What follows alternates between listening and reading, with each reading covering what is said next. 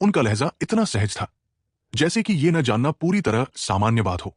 Rosette की उलझन तब और बढ़ गई जब उसे पता चला कि उसके पिता, जो सम्राट के साथ निकट संबंध रखते थे, को भी युवराज का नाम नहीं पता था। हवेली लौटने पर उसने हर उपलब्ध किताब और दस्तावेज की छानबीन की और यहां तक कि डॉक्टर एग्ने से भी पूछा, लेकिन सभी का जवाब एक जैसा था। किसी को उसका नाम नहीं पता था। केन की शक्ल कागज पर उकेरते हुए, विचारों में खोई हुई, उसने खिड़की की ओर देखा और महसूस किया कि देर हो चुकी थी। अजीब बात थी कि उस शाम नौकरानियां, जो आमतौर पर उसे सोने की याद दिलाती थी, नहीं आई थी। उत्सुक और बेचैन, रोसेट ने दरवाजा खोला और गलियारे में झांका, जो अंधेरे में डूबा था और कोई नजर नहीं आ रहा था। उसने फिया को पुकारा और आगे बढ़ी। उसकी बेचैनी बढ़ती जा रही थी। अचानक उसका दिल तब रुक गया जब उसने खून के गड्ढे में एक आकृति को लेटा देखा। ये एक पहरेदार था, जिसने अपनी आखिरी सांस में उसे भागने की चेतावनी दी। डर ने उसे जकड़ लिया, क्योंकि तर्क कहता था कि हेनरी के शक्तिशाली जादुई अवरोध से सुरक्षित हवेली पर हमला नहीं हो सकता। फिर भी चारों ओर देखने पर उसने शूरवीरों को जमीन पर बिखरे देखा, जो शायद मर चुके थे। खतरे को भांपते हुए और यह देखकर कि वो कैलिक्स के कमरे के पास थी, उसे अपने भाई की सुरक्षा की चिंता हुई और वह उसके कमरे की ओर दौड़ी। कैलिक्स के कमरे में पहुंचते ही रोसेट एक नकाबपोश हत्यारे को उस पर खंजर से हमला करते देख ठिठक गई। बिना सोचे उसने पास का एक फूलदान उठाया और पूरी ताकत से हत्यारे पर दे मारा। इससे हत्यारा क्षण भर के लिए कैलिक्स का गला छोड़ देता है। हाफते हुए कैलिक्स ने रोसेट को अपने पिता को बुलाने के लिए चिल्लाया, लेकिन अगले ही पल हत्यारे ने फिर से उसका गला दबा दिया। अपने भाई की कमजोर होती हालत देख रोसेट जड़वत खड़ी थी जब हत्यारा उसकी ओर बढ़ा। उसने तंज कसते हुए कहा कि ड्यूक को बुलाने से भी कोई फायदा नहीं, क्योंकि उसके साथी पहले से ही हेनरी को व्यस्त रखे हुए थे। रोसेट की रक्षा के लिए कैलिक्स ने झूठ बोला कि उसका डब्ल्यूआरए परिवार से कोई संबंध नहीं है। हत्यारा इस पर यकीन न करते हुए अपनी भयंकर आंखों से उसे घूरा और खंजर उठाकर वार करने को तैयार हुआ। निराशा में रोसेट ने आंखें बंद कर ली, सबसे बुरे की उम्मीद करते हुए, लेकिन दर्द की जगह उसने हत्यारे की चीख सुनी। आंखें खोलने पर उसने देखा कि वो खून के गड्ढे में घुलकर गायब हो गया। डर से कांपते हुए वो बेहोश कैलिक्स के पास दौड़ी और उसे गले लगाकर रोने लगी। पीछे से एक आवाज ने उसे और चौंकाया। लगता है वो बेहोश हो गया। जरा सा झटका भी एक बच्चे को तोड़ सकता है। इन शब्दों ने उसके भीतर डर की नई लहर पैदा कर दी। मुड़ने पर उसने केन को देखा, जिसने कहा कि उसे उसकी जान बचाने के लिए धन्यवाद देना चाहिए। उसने अपना हाथ बढ़ाया, लेकिन यह इंसानी हाथ नहीं था। यह खून से सना एक जानवर का पंजा था। उसका डर देखकर केन ने जल्दी से इसे वापस इंसानी हथेली में बदल लिया। रोसेट कांपते हुए और आंसू भरी आंखों से उससे पूछा कि वो क्यों आया। हल्की मुस्कान के साथ उसने जवाब दिया कि वो उसे खतरे में देखकर बचाना आए। ये कैसे हो सकता था? केन ने रोसेट को याद दिलाया कि उसने वादा किया था कि जब भी वो उसके बारे में सोचेगी, वो प्रकट होगा।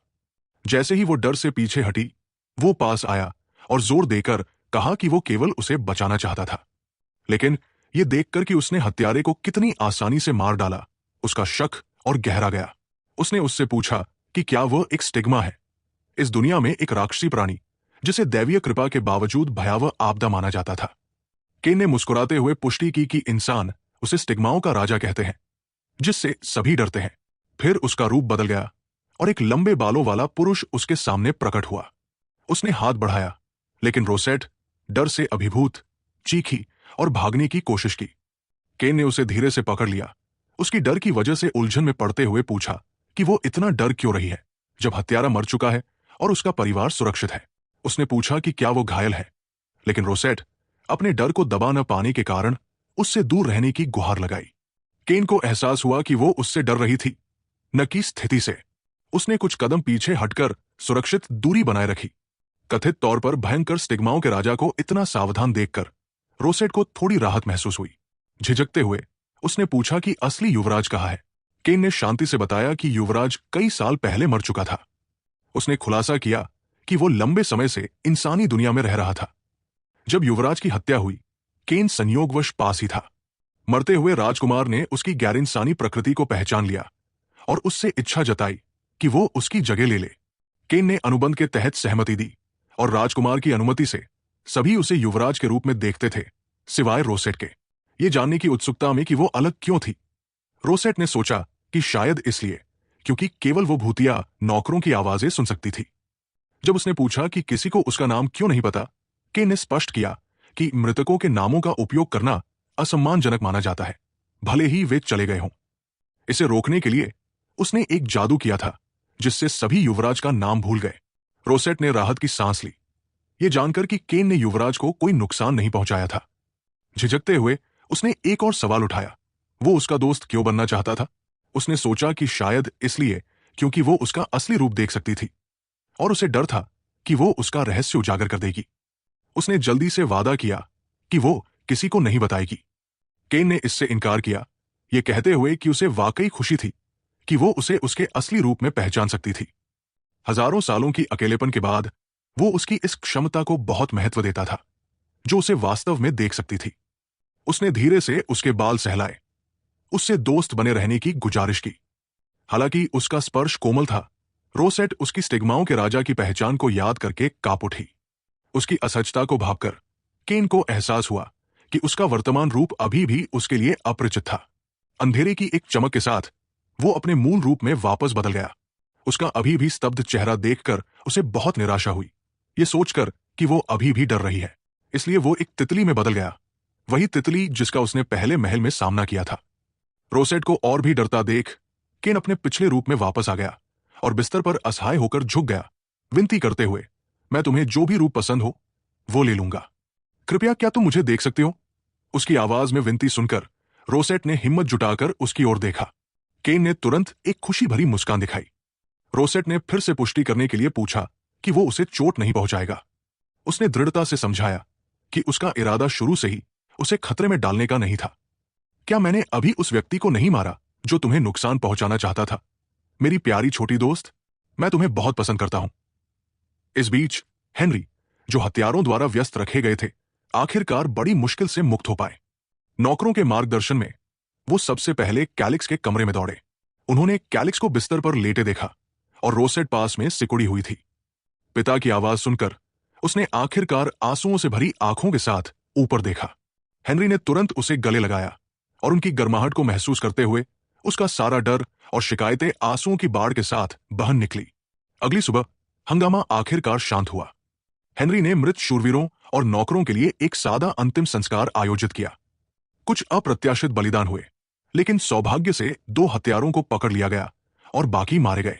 जांच से पता चला कि इसका मास्टरमाइंड ड्यूक WRA का दुश्मन मार्क्विस अल्फेर था।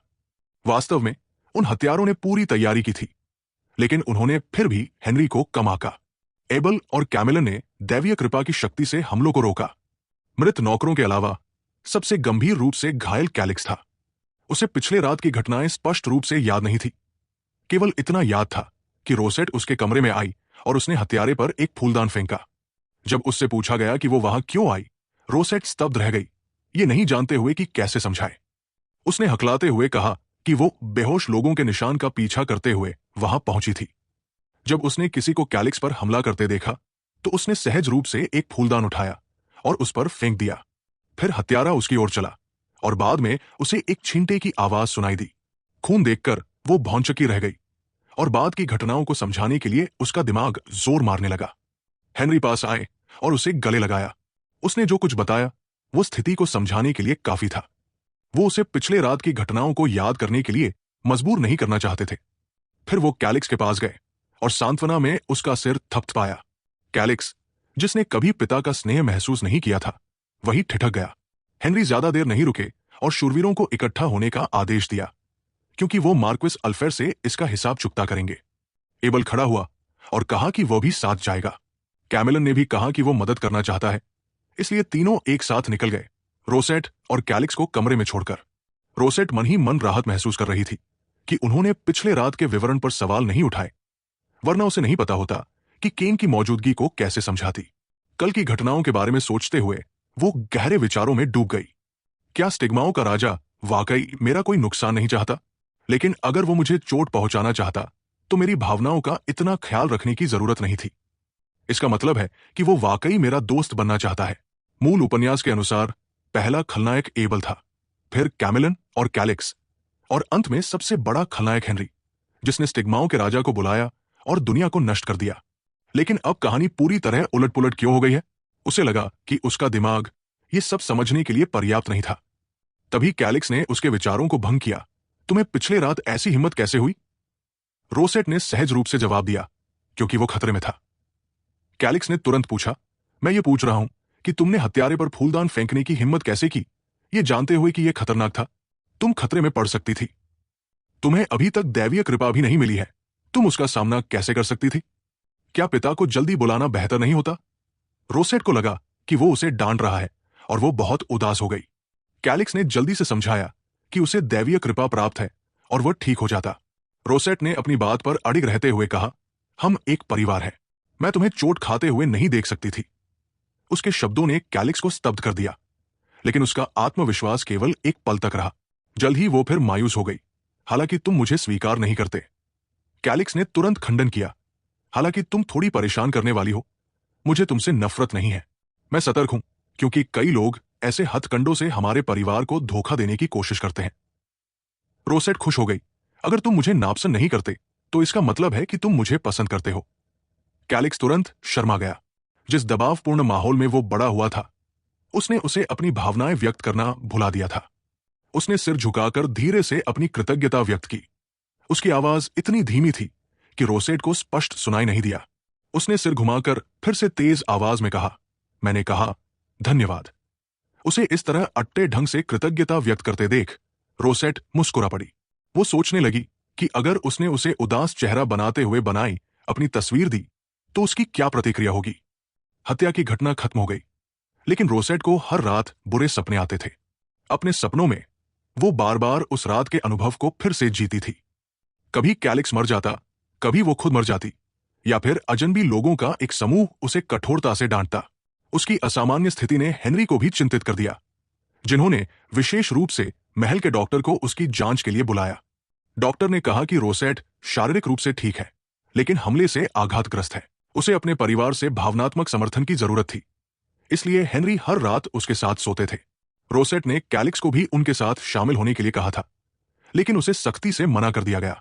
सोने से पहले हेनरी उसके लिए लोरी गाते, लेकिन उनकी बेसुरी आवाज के कारण वो हमेशा गलत गाते। रोसेट को खुद ही गाकर सोना पड़ता। आज भी वो बेचैनी से सोई। उसने सपना देखा कि एक लंबे बालों वाला पुरुष उदास होकर उसे पुकार रहा था, उससे जीवन या मृत्यु में उसके साथ रहने की विनती कर रहा था। वो फिर से चौंक कर जाग गई, अस्पष्ट रूप से याद करते हुए कि उसने कुछ सपना देखा था, लेकिन स्पष्ट रूप से याद नहीं कर पा रही थी। फिर भी उसे अकारण दिल में दर्द महसूस हुआ। अपने पिता को, जो पहले से ही सो चुके थे, देखकर वो चुपके से बिस्तर से उठी। हालांकि रात थी, महल उज्जवल था। उसके पिता ने जादू को और मजबूत किया था। वो बालकनी में आई, तारों भरे आकाश को देखते हुए उसने केन को बात करने के लिए बुलाने का फैसला किया। अगर संभव हो वो उसे कभी नहीं बुलाना चाहती थी, लेकिन चूंकि वो वास्तविकता से बच नहीं सकती थी, उसे किसी दिन उसका सामना करना ही पड़ता। उसने झिझकते हुए केन का नाम पुकारा। जल्द ही केन एक सेब पकड़े उसके सामने प्रकट हुआ। उसने खुशी से अभिवादन किया और सेब उसे देने के लिए हाथ बढ़ाया। रोसेट ने सेब लिया, सोचते हुए कि उसने सेब क्यों लाया। उसने सुना कि वो कह रहा था कि उसे सेब खाना पसंद है, और उसे बगीचे में उस दिन की याद आई। ऐसा लगता था कि केन ने गलत समझ लिया था कि उसे सेब पसंद है, लेकिन उसे उसकी इस पसंद से खुशी नहीं हुई, बल्कि वो थोड़ा उदास महसूस करने लगी। केन ने उसकी उदासी को भांप लिया और निराश हुआ। वो उत्साहपूर्वक उससे मिलने दौड़ा था। अचानक रोसेट ने उसके पीछे देखा और जल्दी से पीछे हट गई, क्योंकि उसने केन को अनगिनत काले सायों से घिरा देखा, लेकिन वो इस स्थिति का आदी लग रहा था। उसने कहा, क्या तुम मुझे स्टिग्माओं का राजा नहीं कहते, क्योंकि वे मेरा पीछा करते हैं। उसके हाथ से सेब धड़ाम से जमीन पर गिर गया। हेनरी दुनिया के सबसे शक्तिशाली जादूगर थे, फिर भी केन तुरंत उस अवरोध को तोड़ सकता था, जिसे मजबूत करने में उन्होंने कई दिन बिताए थे। उसने सोचा था कि वो मानसिक रूप से तैयार है, लेकिन अब यहां खड़े होने मात्र से वो डर से कांप रही थी। लेकिन अगर केन वाकई उसे नुकसान पहुंचाना चाहता तो वो बहुत पहले ऐसा कर चुका होता। बहुत सोचने के बाद रोसेट ने आखिरकार बोलना शुरू किया। उसने पूछा, पिछली बार तुमने कहा था कि तुम मेरा दोस्त बनना चाहते हो, क्या वो प्रस्ताव अभी भी कायम है? उसने तुरंत हामी भरी। रोसेट ने आगे कहा, चलो एक सौदा करते हैं। दोस्तों के रूप में हमें एक दूसरे के साथ ईमानदार होना चाहिए। अगर तुम वादा करते हो कि तुम मेरे आसपास के लोगों, जैसे मेरे परिवार, नौकरानियों, शूरवीरों और भूतिया नौकरों को नुकसान नहीं पहुंचाओगे, तो मैं तुम्हारी दोस्त बनूंगी। उसने तुरंत उसके अनुरोध को स्वीकार कर लिया और धीरे से उसका हाथ पकड़ा। उसने कहा, रोसेट, मुझसे डरने की जरूरत नहीं है। जब भी तुम मुझे बुलाओगी, मैं तुम्हारे लिए आऊंगा और तुम्हारी रक्षा करूंगा। कृपया मुझसे कभी ऊब न जाना। मैं वादा करता हूं कि मैं अच्छा रहूंगा। तुम्हें मुझे उसी तरह महत्व देने की जरूरत नहीं है। तुम मेरे साथ जो चाहो कर सकती हो। उसकी सच्चाई देखकर रोसेट को आखिरकार उस पर और भरोसा होने लगा। अचानक एक परिचित आवाज कमरे से आई। बालकनी का दरवाजा खुला और हेनरी उनके सामने प्रकट हुए। केन को देखकर वो बहुत हैरान हुए। महामहिम, आप यहां क्या कर रहे हैं? रोसेट ने हड़बड़ाते हुए अपने पिता को बताया कि क्या हुआ, लेकिन तभी उसने देखा कि केन ने लापरवाही से अपनी उंगलियां चटकाई। हेनरी तुरंत वहीं स्थिर हो गए। उसने जल्दी से मुड़कर केन से पूछा कि उसने क्या किया। केन ने हेनरी की प्रशंसा करते हुए कहा कि वो वाकई वही व्यक्ति है जिसे सितारों की दैवीय कृपा प्राप्त है, जो सभी शक्तियों में सर्वोच्च है। उसने बताया कि भले ही उसने हवेली में सभी को सुला दिया था, हेनरी किसी तरह खुद ही जाग गए थे। फिर वो रेलिंग पर कूद गया और रोसेट से बोला, अगर तुम्हारा परिवार तुम्हें दुखी करता है तो मुझे बताना, मैं उन सभी को तुम्हारे लिए खा जाऊंगा। रोसेट तुरंत चिंतित हो गई। नहीं, क्या तुमने मुझसे वादा नहीं किया था कि तुम उन्हें चोट नहीं पहुंचाओगे? केन ने मुस्कुराते हुए जवाब दिया, हां, इसलिए मैंने कहा कि अगर तुम अपना मन बदलो। रोसेट ने दृढ़ता से कहा कि वो कभी अपना मन नहीं बदलेगी। केन ने कुछ अनिच्छा के साथ उसकी ओर देखा, फिर गायब हो गया। रोसेट ने उसे जाते हुए देखा, सोचते हुए कि वो कितना अप्रत्याशित है। उसके पीछे हेनरी को ऐसा लग रहा था जैसे उन्हें अभी अभी जो हुआ वो पूरी तरह भूल गए हों। उन्होंने केवल पूछा कि वो यहां क्या कर रही थी। उसने समझाया कि उसे एक बुरा सपना आया था, इसलिए वो ताजी हवा लेने बाहर आई थी। हेनरी ने उसे धीरे से उठाया। मुझे नहीं लगता कि रात में गायब होना अच्छा विचार है। अगर तुम्हें फिर से बुरा सपना आए तो मुझे जगा देना। मैं नहीं चाहता कि मेरी बेटी बुरे सपने देखे और मैं गहरी नींद में सोता रहूं। अपने पिता को इतना ख्याल रखते देख रोसेट ने धीरे से उनके अनुरोध को मान लिया। जैसे जैसे समय बीता, गर्मी खत्म हो रही थी। वे शाही राजधानी में अपनी हवेली में चले गए। हालांकि इसे हवेली कहा जाता था, यह व्यावहारिक रूप से एक महल था, जो पहले उनके द्वारा देखे गए शाही महल से लगभग तुलनीय था। उन दिनों एक समारोह की तैयारी चल रही थी, क्योंकि सम्राट का जन्मदिन नजदीक था। कैलिक्स ने तिरस्कार पूर्वक कहा, सम्राट का जन्मदिन बस एक बहाना है। क्या तुम्हें वाकई नहीं पता, या तुम नाटक कर रही हो? इस सवाल ने उसे हैरान कर दिया। उसका उलझा हुआ चेहरा देखकर सभी हैरान रह गए। फिया ने उसे याद दिलाया कि उसका जन्मदिन भी नजदीक है। रोसेट पूरी तरह से स्तब्ध थी, क्योंकि वो अपने जन्मदिन को पूरी तरह भूल चुकी थी।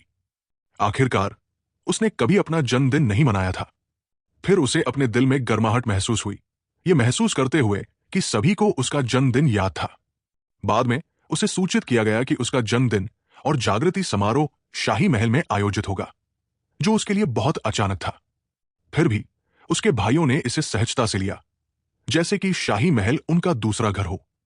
सम्राट के अपने पिता के प्रति रवैये को देखते हुए उनका शाही परिवार के साथ संबंध वाकई बहुत करीबी था। वे वाकई में एक करीबी रिश्ता रखते प्रतीत होते थे।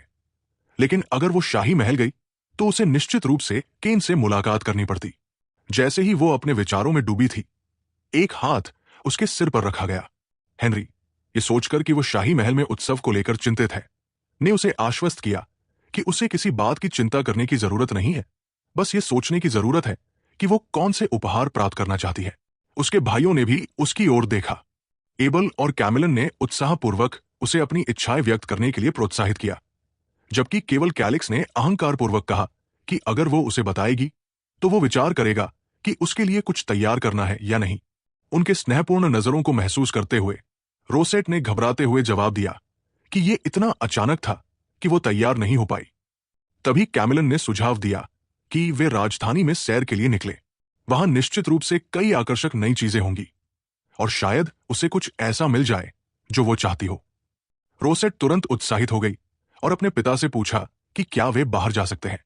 हेनरी ने तुरंत सहमति दे दी। वो उनके साथ जाना चाहते थे, लेकिन उनके सहायक ने उन्हें बीच में रोककर सूचित किया कि किसी ने जादुई संचार के माध्यम से उनसे संपर्क किया है और वो ड्यूक एलिडोर थे, इसलिए उन्हें व्यक्तिगत रूप से इसे संभालना होगा। हेनरी केवल ये देख सकते थे कि उनके बेटे उनकी बेटी को खेलने के लिए बाहर ले गए। बाजार असाधारण रूप से जीवंत था, जिसने रोसेट की आंखों को उत्साह से चमका दिया। वो उत्साहपूर्वक आगे दौड़ी, अपने भाइयों को विभिन्न नई चीजें दिखाते हुए। उसे इतना खुश देखकर एबल को कुछ अफसोस हुआ कि उसने उसे पहले बाहर खेलने नहीं ले गया। फिर उसने उन्हें स्वादिष्ट भोजन चखने के लिए ले गया। आधे दिन से भी कम समय में उन्होंने बाजार को पूरी तरह से खोज लिया। रोसेट के लिए खरीदे गए उपहार पहले ही ढेर के ढेर लग गए थे।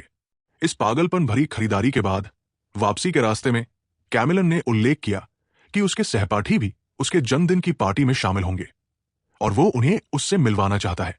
उसके शब्दों ने एबल को याद दिलाया कि नौकर ने ड्यूक एलिडोर के एक बेटे का जिक्र किया था, जो शायद रोसेट की उम्र का ही था। ड्यूक एलिडोर के बेटे का जिक्र सुनकर रोसेट को बहुत परिचित सा लगा। अचानक उसे याद आया कि वो उपन्यास का पुरुष नायक था। उपन्यास में महिला नायिका वास्कल परिवार की राजकुमारी थी और पुरुष नायक एलिडोर परिवार का युवा स्वामी था, जबकि डब्ल्यूनर परिवार वो विरोधी पात्र था जो उनके रास्ते में बाधा डालता था। हालांकि वर्तमान कहानी उपन्यास से बहुत बदल चुकी थी।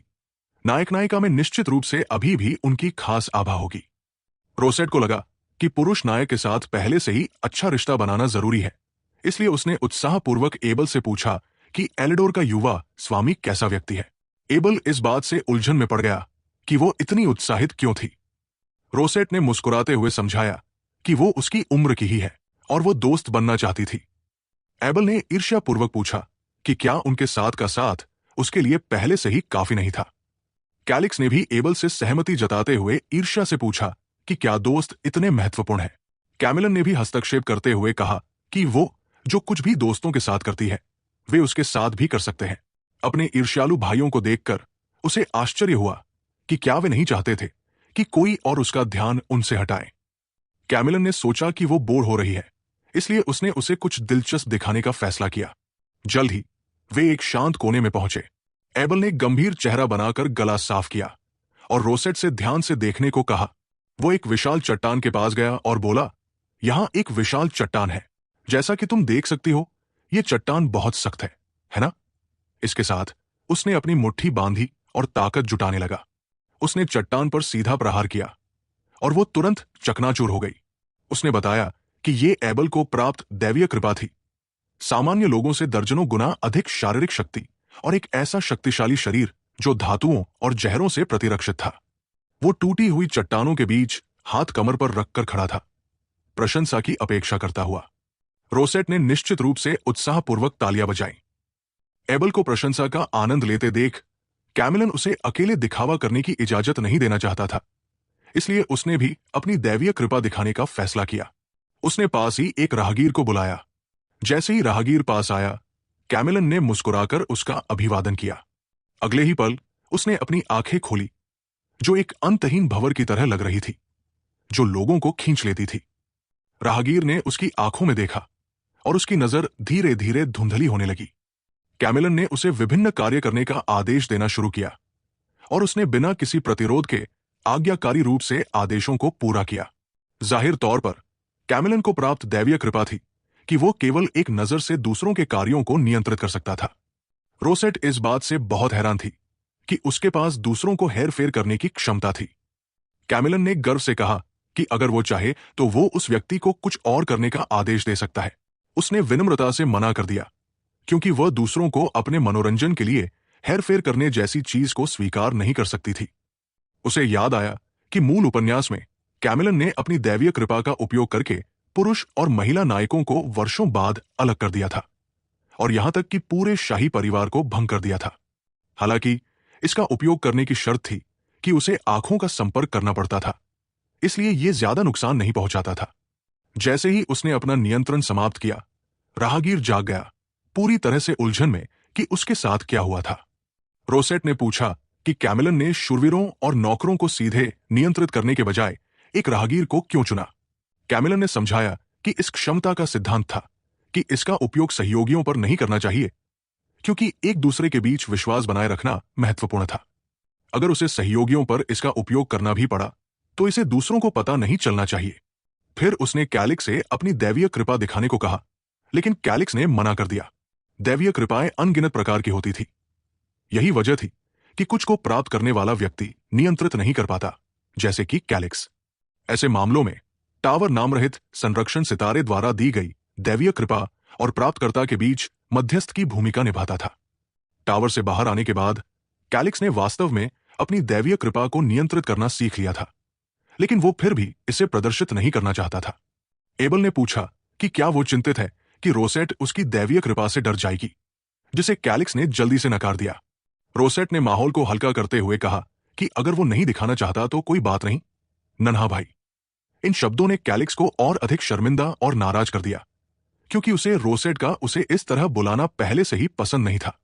एबल और कैमिलन ने भी कैलिक्स को चिढ़ाना शुरू कर दिया, रोसेट को प्रोत्साहित करते हुए कि वो कैलिक्स के लिए एक उपनाम दे। रोसेट ने गंभीरता से इस बारे में सोचना शुरू किया और कहा, कैसा रहेगा अगर उसे लेक्स भाई बुलाए? भाई लेक्स। ये सुनकर एबल और कैमिलन जोर से हंस पड़े। जब वे मजाक कर रहे थे, एक शूरवीर आया और उन्हें याद दिलाया कि सूरज डूबने वाला है। एबल ने सुझाव दिया कि वे गली में खिलौनों की दुकान पर एक और चक्कर लगाए। इस बीच एलिडोर अभी भी इस बात पर बड़बड़ा रहा था कि सम्राट के जन्मदिन भोज में शामिल न हो पाने का कितना अफसोस है। हेनरी ने उसे बीच में रोकते हुए कहा कि क्या उसने सिर्फ इस बकवास को कहने के लिए संचार जादू का उपयोग किया। एलिडोर ने उसे उदासीन और हृदयहीन होने के लिए लताड़ा। उसकी बड़बड़ाहट सुनते हुए हेनरी को 7 साल पहले की बातें याद आने लगी, जब वो अपनी बेटी के लिए रहने की जगह ढूंढ रहे थे। उसने अन्य 2 परिवारों पर भी विचार किया था, लेकिन उस समय ड्यूक एलिडोर युद्ध क्षेत्र में थे और अपने क्षेत्र में नहीं थे। ड्यूक वास्कल पारिवारिक मामलों के कारण एकांत में थे। हालांकि वे एक दूसरे को लंबे समय से जानते थे, उस समय उनका आपस में शायद ही कोई संपर्क था। इसलिए उनके पास अपनी बेटी को अपने अधीनस्थ काउंट सेमोन को सौंपने के अलावा कोई विकल्प नहीं था। एलिडोर ने उसे विचारों से वापस खींचा। वैसे मैंने सुना कि तुमने अपनी खोई हुई बेटी को ढूंढ लिया। बधाई हो। मेरे पास संयोग से एक 6 साल का बेटा है। तुम्हारी बेटी की उम्र मेरे बेटे के बराबर होनी चाहिए। क्या तुम चाहोगे कि? उसकी बात पूरी होने से पहले ही हेनरी ने उसे बीच में रोककर संचार समाप्त कर दिया। ऐसा लगता था कि वो और एलिडोर वाकई में अच्छे से नहीं निभा सकते थे। अचानक किसी ने दरवाजा खटखटाया। सहायक बाहर से जल्दी में दौड़कर आया। महामहिम, लेडी रोसेट लापता है। यह बात 1 घंटे पहले की थी, जब रोसेट और उसके भाई सूर्यास्त से पहले गली में खिलौनों की दुकान पर उपहार चुनने पहुंचे थे। उसके भाइयों ने उत्साहपूर्वक उसके लिए उपहार चुने और एक गुड़िया के रंग को लेकर आपस में बहस भी करने लगे। पूरे दिन की खरीदारी के बाद यह देखकर कि वो स्पष्ट रूप से थक गई थी, नौकरानी मैरी ने सुझाव दिया कि वे दुकान के विश्राम क्षेत्र में थोड़ी देर बैठ सकते हैं। अपने भाइयों को देखकर, जो कम समय में किसी सहमति पर नहीं पहुंच पा रहे थे, उसने तुरंत इस प्रस्ताव को स्वीकार कर लिया। फिया ने कहा कि वो पहले युवा स्वामियों को बताएगी और फिर उनके लिए कुछ पेय लाएगी। इस तरह वे दोनों विश्राम क्षेत्र की ओर चल पड़े, अपने भाइयों के बचकाने व्यवहार पर चर्चा करते हुए। जब वे बात कर रहे थे, एक आकृति चुपके से पीछे से उनके पास आ रही थी। रोसेट को केवल इतना महसूस हुआ कि वो एक छाया से ढक गई थी। फिर एक बेहोशी लाने वाले रसायन से भीगा रुमाल उसके मुंह और नाक पर रख दिया गया। हेनरी को उनके बेटों ने घटनास्थल पर हुई हर बात बताई।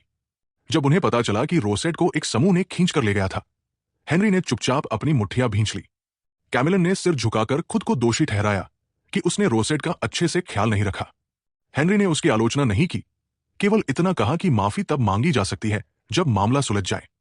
फिर उन्होंने तुरंत अपने सहायक को पूरे गार्ड को इकट्ठा करने का आदेश दिया, क्योंकि वो व्यक्तिगत रूप से अपनी बेटी को बचाने की कमान संभालना चाहते थे। अत्यंत क्रोधित ड्यूक को देखकर सहायक को नहीं पता था कि ये किसने किया, लेकिन वो जानता था कि जिसने भी किया उसे भुगतना पड़ेगा। इस समय रोसेट ने धुंधली आंखों से आंखें खोली। आसपास का माहौल धुंधला था, जो एक परित्यक्त गोदाम जैसा लग रहा था। थोड़ी दूर पर कई पुरुष अभी भी चर्चा कर रहे थे कि उसके साथ क्या करना है। उसने ऊपर देखा और मैरी को देखा, जो भी बंधी हुई थी और अभी तक बेहोश थी। उसने अपने शरीर को हल्के से हिलाया और पाया कि वो भी बंधी हुई थी, लेकिन इस हलचल ने अपहरणकर्ताओं को सतर्क कर दिया। रोसेट असहाय रूप से देखती रही। जैसे ही अपहरणकर्ता उसके पास आए, अपहरणकर्ता ने उसकी चुप्पी को देखा और उसे धमकाया कि वो रोए नहीं। रोसेट ने अचानक कहा, अगर आप मुझे जाने देने को तैयार हैं, तो मैं वादा करती हूं कि आज की घटनाओं के बारे में किसी को नहीं बताऊंगी। अपहरणकर्ता को उसकी बात बचकानी और हास्यास्पद लगी। उसने कहा, अगर हम तुम्हें बस छोड़ दें तो हम तुम्हें यहां क्यों लाए होते? रोसेट ने गंभीरता से जवाब दिया, क्योंकि मैं ड्यूक डब्ल्यूआर की बेटी हूं। उसके शब्दों को सुनकर अपहरणकर्ता जोर से हंस पड़े, जैसे कि उन्होंने सबसे बड़ा मजाक सुना हो। उनकी हंसी ने रोसेट को पूरी तरह उलझन में डाल दिया। अपहरणकर्ता ने मजाक उड़ाते हुए कहा कि उन्हें केवल इतना पता था कि ड्यूक डब्ल्यूआर के 3 बेटे हैं, लेकिन उन्होंने कभी नहीं सुना कि उनकी कोई बेटी है। रोसेट घबरा गई, ये महसूस करते हुए कि उच्च कुलीनों को छोड़कर कोई भी उसकी पहचान के बारे में नहीं जानता था। अपहरणकर्ता का सरगना अपनी मुस्कान समेटते हुए कठोरता से धमकाया, बेहतर होगा कि तुम अच्छे से व्यवहार करो, कोई चालबाजी करने की कोशिश मत करना। फिर वे मुड़कर गोदाम से चले गए, किसी को उसकी पहचान की जांच करने के लिए कहते हुए। आखिरकार अगर वो वाकई किसी उच्च कुलीन की बेटी थी तो वे मुसीबत में पड़ सकते थे और उन्हें उसे चुप कराने के लिए मारना पड़ सकता था।